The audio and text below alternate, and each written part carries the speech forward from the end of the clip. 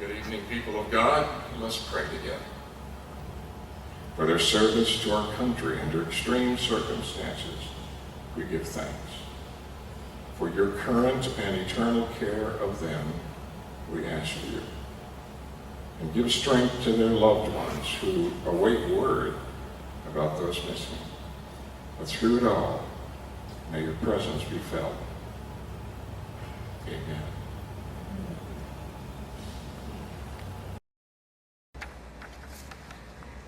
The table is set for one. It's small, symbolizing the frailty of an isolated prisoner. The table is round, to represent the everlasting concern on the part of the survivors for their missing comrades. The tablecloth is white, symbolic of the purity of their intentions to respond to their country's call. The single red rose in the vase signifies the blood that many have shed in sacrifice to ensure the freedom of our beloved United States of America. The red ribbon represents the love of our country that inspired them to answer the nation's call. The slice of lemon on the bread plate represents the bitter fate of the missing. Salt sprinkled on the bread plate is symbolic of the countless tears of families as they wait. The Bible represents a spiritual strength and faith that will sustain our comrades in foreign prisons. The inverted glass and the empty chair symbolize the fact that the missing and the fallen are not with us.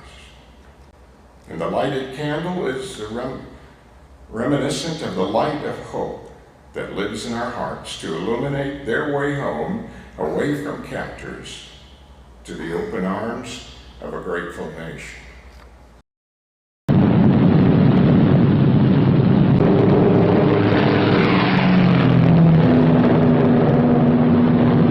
The friendly coast of England slips by below.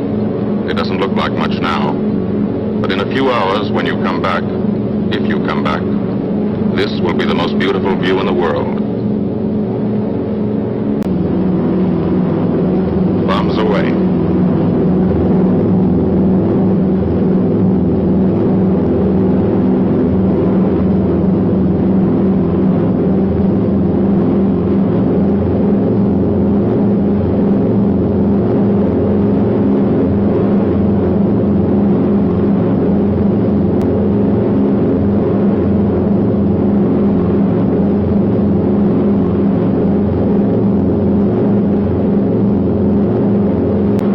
Half of the mission is over, the easy half. Now to get home.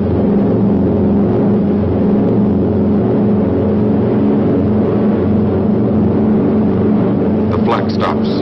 That means fighters out there somewhere.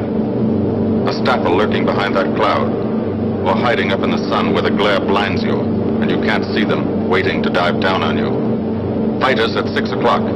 This is what a gunner sees. A speck in the sky. That's a fighter. And then a blink. That means he's firing at you.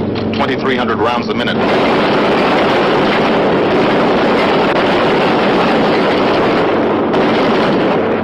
In a running battle, one of the most important instruments is the interphone.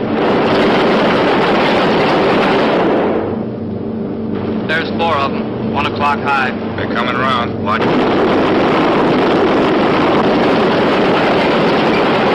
Two fighters, 6 o'clock up, coming in, diving out, Chief.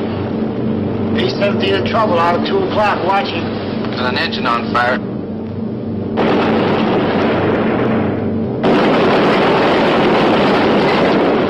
There's 2 more diving through the 94th. 3 planes, 9 o'clock, coming around. Keep your eye on them, boy.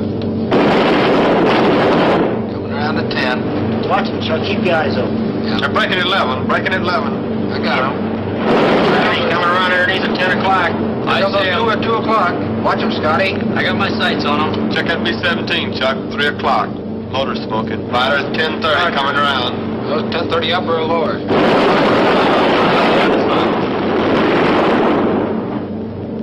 B-17 out of control at 3 o'clock.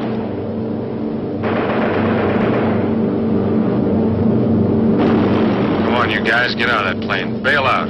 There's one. He come out of the bomb bay. Yeah, I see him. There's a tail gunner coming out. Watch out for fighters. Keep your eye on them, Bill. See any parachutes, Quinlan? Parachutes open. Black at 9 o'clock. 8 men still in that B-17. Come on, the rest of you guys. Get out of there. Today there are 1,586 Americans still unaccounted for from the Vietnam War.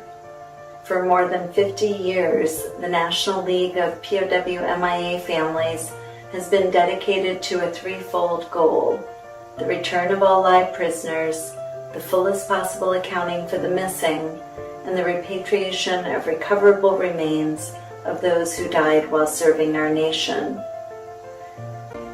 Also, some history from Carol Bates Brown, one of the founders of the POW MIA bracelet movement. Hi, I'm Carol Bates Brown. In 1970, another college student and I decided we wanted to wear some type of bracelet to remember the suffering and the mistreatment of American prisoners of war in Southeast Asia. We thought maybe a few other college kids would want to wear them too. Well, little did we ever believe, or would have believed, that within 3 years, nearly 5 million people were wearing those bracelets. They played a major role in the international campaign to draw public attention to the mistreatment of American prisoners in Southeast Asia. Good morning. I'm Dr. Dave Thompson in the Vietnam hangar of the Palm Springs Air Museum here in Palm Springs, California, with our POW MIA bracelet display in the background. We received our first bracelet about 5.5 years ago and now have some 1,800 bracelets that have been donated to the museum. But I also wanted to honor the people that wore the bracelets. And so we have the pictures of the serviceman as well as the person that wore the bracelet, as well as on those touch screens, the stories about each one. A little story about the person who was shot down, what happened to them, a story about the person who got the bracelet, how they got the bracelet, what it was like. Wearing the bracelet this was not a piece of jewelry.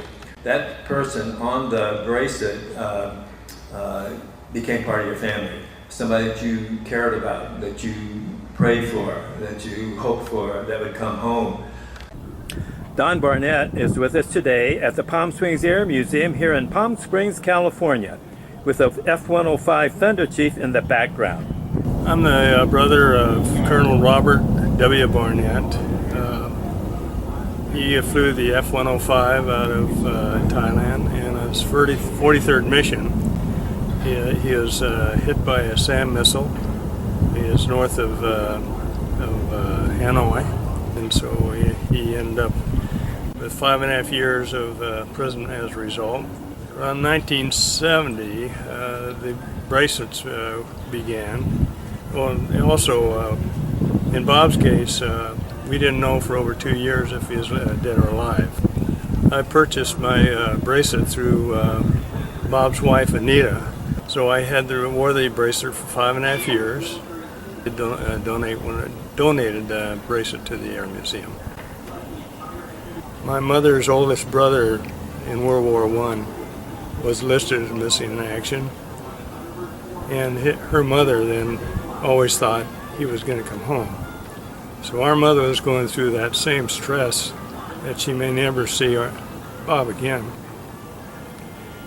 I know while he was in prison, I was driving to work one day and I saw a billboard that said, "Let my brother go." And I broke into tears.